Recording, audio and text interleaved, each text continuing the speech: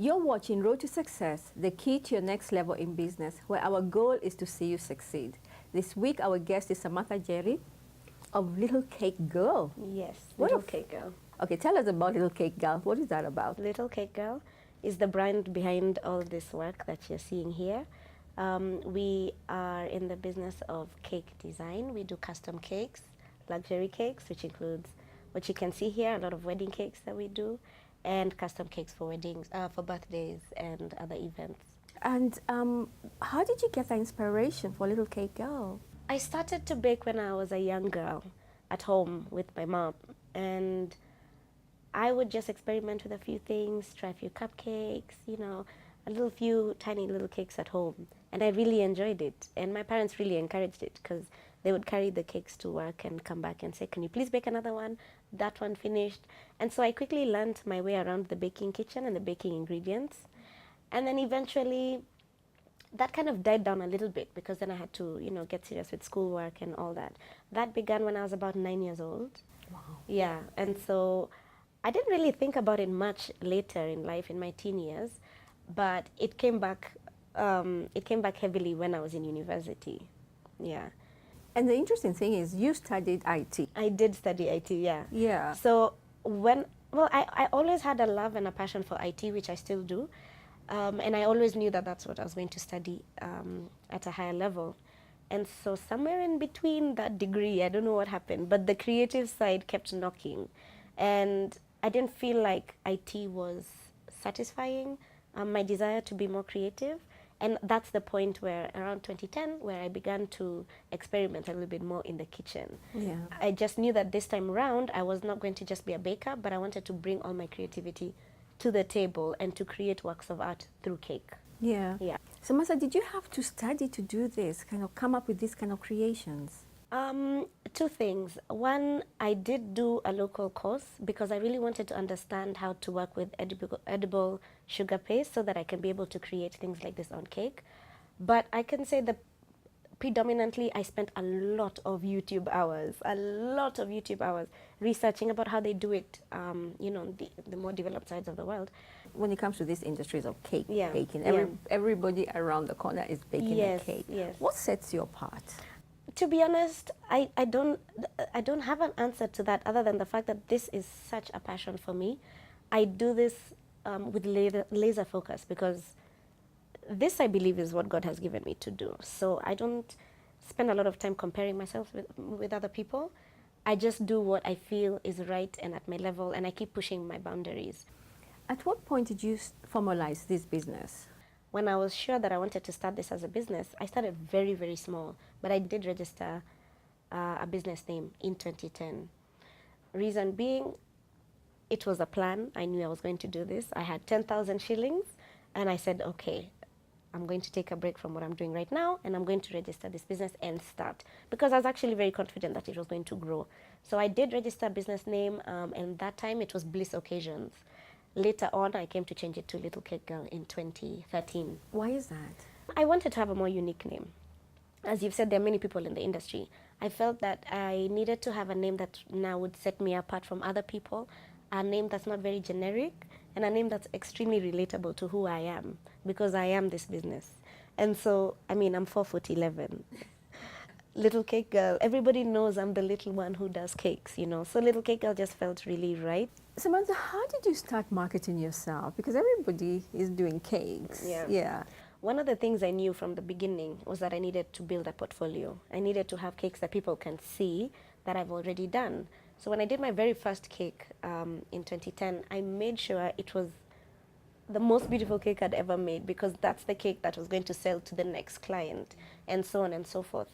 So I made that cake, I took a beautiful photo of it, and I sent that photo out to everybody that I knew and told them that I do cakes. I had done one cake, but I told them that I do cakes. And that's how it's been actually up until this day. All I do is just increase and expand my portfolio, like what you can see here. Yeah. And this helps me to market myself. Samantha, but you use these for marketing as opposed to what people use. People use pictures. Yes. Yeah. Why this?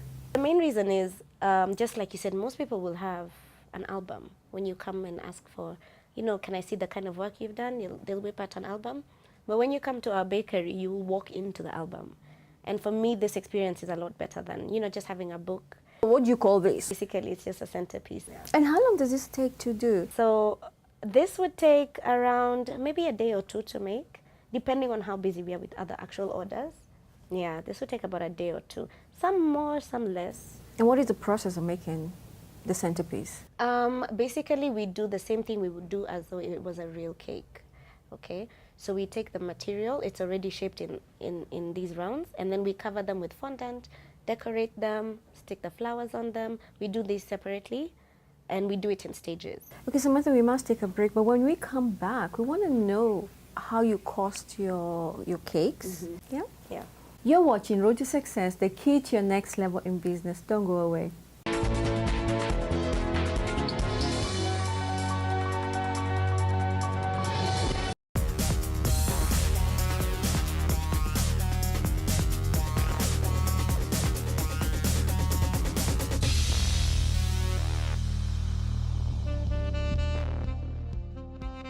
And now we have the award for Best Commercial Bank in East Africa. And the winner is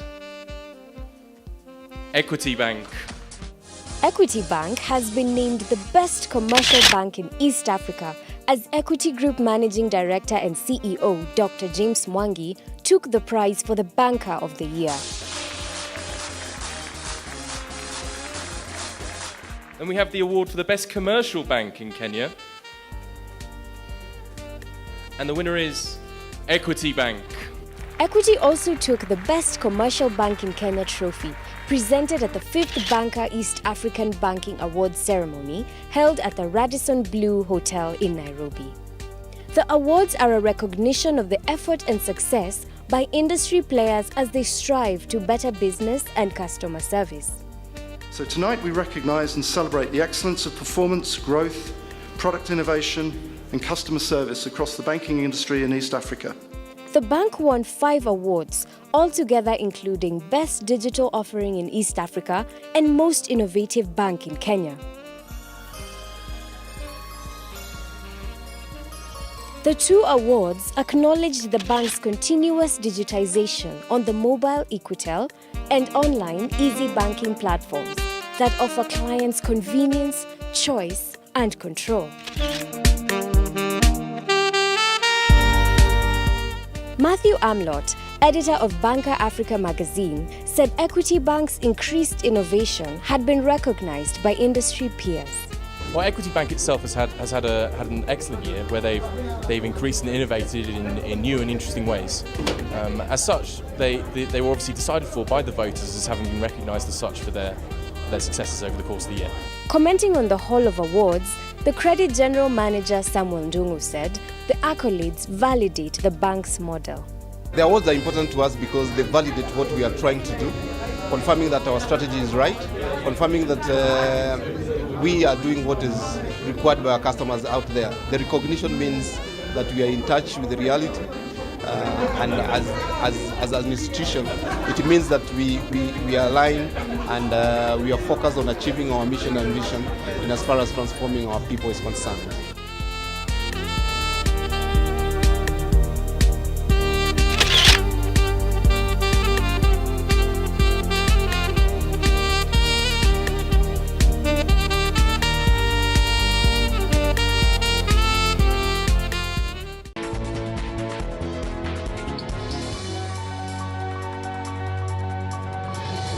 Welcome back. You're watching Road to Success, the key to your next level in business. This week, our guest is Samantha Jerry of Little Cake Girl. How many of these cakes do you make, let's say, in a given week? So in a week, essentially, we will not be doing these kind of cakes, many of them. A lot of the time in a week, we'll have birthday orders, okay? And those are customized cakes, okay? So for those kind of cakes, I can honestly say we don't like to pass maybe 10 or 12 in a week. Reason being, we sell art. What it is we are giving you is a piece of art. It's a masterpiece. And how many people do you work with? I have one full-time. I have others who we call when we need an extra hand or two. We have people who do deliveries. Yeah, I like that you're very honest and you do tell your customers I can only do a certain number of cakes because you want to give them something beautiful, something memorable. Yeah? Yeah. So we are very honest, actually. We're very open. I'm a very talkative person. So I like to engage with my clients and let them know what's happening. Sometimes people will call me 2 days before a birthday and ask for a cake. And I'm like, I'm really sorry. Unfortunately, I can't. And they say, Samantha, please, can't you just squeeze it in? And I tell them, you see, if I did, I would have to rush your order. And I wouldn't want to do that for you. So, but next time, call me a week in advance and I'm happy to do it for you. Yes, just because we want to maintain the level that we've already established. Samantha, how do you market yourself? At this moment, we take full advantage of social media. Social media is great because it's a pool of people who are already interacting, and you just throw yourself in there and tell people, look at what I'm doing.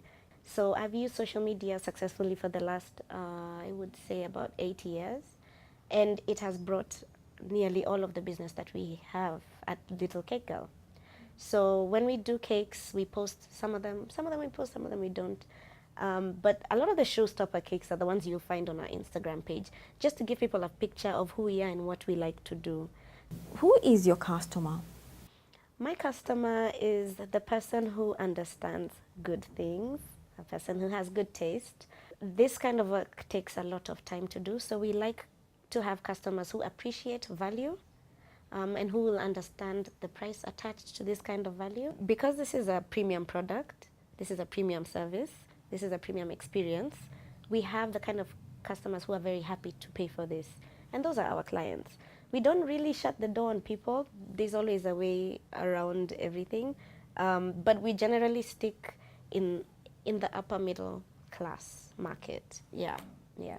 What kind of orders do you get? Do you ever get any wild orders that sometimes which are out of the box? Talk to us about that. We have some orders which we don't post on Instagram or Facebook. You won't see them there. Some people request that their cakes not be shown in the public. But for us, every week is a challenge. So we love cakes that challenge us. Like the other day I did a cake that represents the blood red black rose. Wow. I've never seen one, but I had to figure it out, you see. And how do you balance yourself between being a mother and your work? Yes, so I am a mother. I have 2 children. My daughter, Jade, who's turning 8 this year, and my son, Aiden, who's turning 4. They are such a big part of my story because the reason why I do what I do is just because, one, they have to have a mom they look up to. This supports my children, and it just gives me meaning. I love my business. And so balancing the two is very important for me. So a couple of years ago, what I learned was that I must give whatever I'm doing 100%. So when I'm spending time with my children, I give that 100%. When I'm spending time working, I give that 100%. Having been in this business for 8 years, what 8 other years. lessons have you learned? I have learned that you must have laser focus, to be honest. Laser focus meaning you really have to be sure about what you want out of your business, where you want to be. Where do you see yourself a year, 5 years, 10 years from now? Another one that I've learned is that you have to manage your finances as an entrepreneur. So how did you manage to grow your capital? Because this is not cheap to do. No, it isn't. Well, with the 10,000, the first thing I did was I went to town and I bought the basic tools I needed and a few ingredients. At that time, I was buying things retail, so I just bought 1 packet of flour and 1 packet of sugar and all that, baking tin and a few measuring items. And from there, what I used to do was sell a cake, buy an item, sell a cake, buy an item. And that really helped in the beginning. Besides the focus and finance, what other lessons have you learned? One of the other things I can say is I didn't realize in the beginning how many phone conversations I was going to have with people that I don't know. That's my clients, right? I had to learn slowly but surely not to take it personally when people don't like the work that I've given them, and also to really, really celebrate good feedback. That is essential because it builds a rapport between you and your client, even when they're not extremely happy with what you've done. I spend a lot of time engaging with my clients. And so one of the things I've learned is your clients are your friends. Be friendly with them, be kind to them, make their day, you know, go over and above. I mean, they're people just like we are. But there must be challenges. It can't always be happy, happy, happy. No, it can't always be happy. There are many challenges. Work like this takes a lot of effort, as you said. It costs to make these things. Not everybody is willing to pay the price that you're setting for your cakes. So finding your client is a challenge. One of the other challenges that we face is undercutting in our industry. What does that mean? That means that we'll have bakers charging way less than you for the same thing. Essentially, this is a premium product. If, for example, this costs 100,000, somebody else charges 20,000 for the same amount of work, that's what I'm calling undercutting. So that has been a challenge. We're always trying to, you know, come together as bakers and encourage each other, again, to place good value on the kind of work that they're putting in. It's interesting to note that bakers do come together. Yes, we do come together. We need each other, actually. We have actually a bakers association, which I'm part of. We have similar grievances. So it helps when you can pick up the phone and say, hey, are you also struggling with the price of butter? Do you have a supplier? You know, and all these things. Or when you're not available, I have a customer. I'm not going to be available. Maybe I'm traveling. Could you please take this order? I'm going to pass her on to you. It's really important to come together and collaborate. What would you advise anybody who is interested in getting into bakery? I would tell them, one, train. Go to a training school. We train. They can come to the Little Cake Girl. Okay. Tell us about your training school then. I started to train by default because I would put my work out there and then people would ask me, can I come? Can you teach me how to do this? And initially I didn't know how to structure a class. I said, I'm not so sure about that.